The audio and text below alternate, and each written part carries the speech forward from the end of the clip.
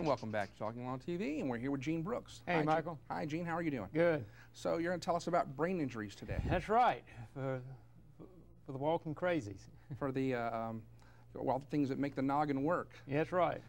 Let's start with there's we have an image up. I think we could take out just to show some of the activity that's going on. I think this is more fanciful artwork than anything. Right. And then that's what you want it to look like. And then there's the goo that it actually is. Well, this is, of course, I guess taken from an anatomy class or whatever. But one certainly hopes so. Yeah. You can see the outside covering of the brain, and that's an important part of the brain because it's evolved more than in humans and in other mammals, which have the most evolved brains. But this is where a lot of the nuclei are, and the neurons, which have a lot of the firing, and the humans have a whole lot of them. And of course, that's very important. And if that neuron activity is interfered with, that can be a form of brain damage. And then we have some parts of the brain here in a more simple drawing. Yeah, and this is interesting because it shows the different areas of the brain, and each has evolved for a particular purpose. And if there are injuries to particular parts of the brain, then particular parts of a person's personality may be changed. And so, you look here in this front, you see the frontal lobe of the brain is where a person's judgment takes place. And ironically, that is, or maybe we should expect, that's the last place that a teenager's brain matures. Mm-hmm. And we always put that on our refrigerator so our teenagers would know that they didn't have a mature brain, and so we could expect them to make poor judgments. But in young men, that area of the brain really doesn't mature until they're around 25. Or their first marriage, whichever. That's right. Whereas here, you see the temporal lobes, that's more of where the emotions are. And if somebody can be very labile, if they can't control their emotions, there's probably a lot going on there. Whereas then you see in the middle between the frontal lobe and what they call the parietal lobe, in that area is where you have a lot of you're moving your fingers, moving your arms, and that type of thing. And then at the occipital lobe, where it says the visual cortex, that's where we're actually seeing the pictures. We see them in our brain. So the light comes through our eyes, and it goes to the optic nerve, and it goes to this visual cortex in the back, and then we can actually see something.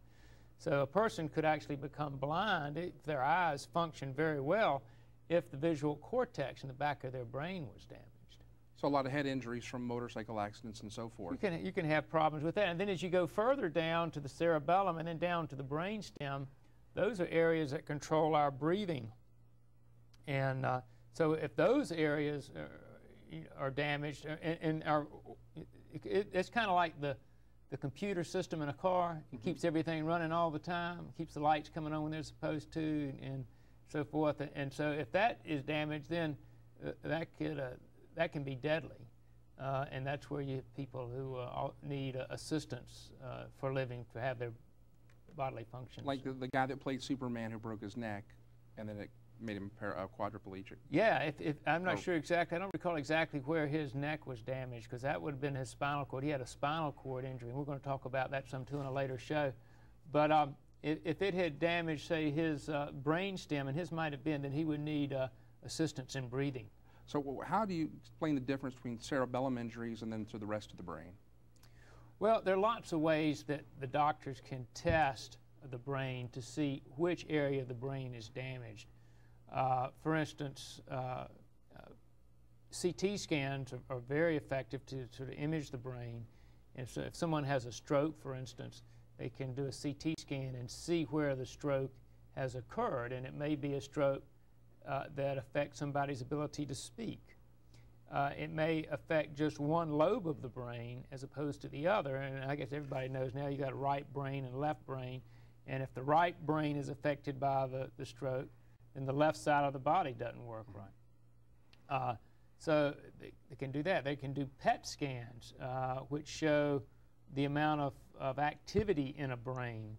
And those are helpful sometimes. If there's been more of a toxic injury, you can see kind of how the brain is functioning. there are lots of imaging studies, and then if the imaging studies don't work, you can take the next step to neuropsychological batteries, because we know that certain parts of the brain have certain requirements. So a neuropsychological battery is like a written test or an oral test. I could say, I'm going to give you 5 numbers, and I want you to repeat them backwards to me. Mm-hmm. And there's certain norms that people should be able to do, and then you can determine if their memory's been affected. Okay. Is it the short-term or the long-term memory? And they all have implications. Okay, there's 2 major kinds of brain injuries that you have told me about in advance, traumatic and toxic. Can you explain briefly? Yeah. A traumatic injury would be one where there was actually a physical impact into the brain. For instance, they can happen in lots of different ways. You could fall off stairs and land on your head and have a concussion. It'd be like a bruise to your brain. Another traumatic injury would be a stroke. I know Vioxx was a drug that was associated with blood clotting strokes. That would probably maybe be more of a toxic injury, but it would be an actual traumatic insult to the brain too. And in car accidents, sometimes you have what we call the contre coup injury, where the brain will suddenly accelerate forward inside the skull, and then the brain goes backwards in the skull because this is very gelatinous material, and it can bruise the brain and injure the back of the brain just because it's sloshing around inside the skull is such a quick whipping motion. You can also have projectiles go into the brain, and nail guns. They've been known to do that, and one of the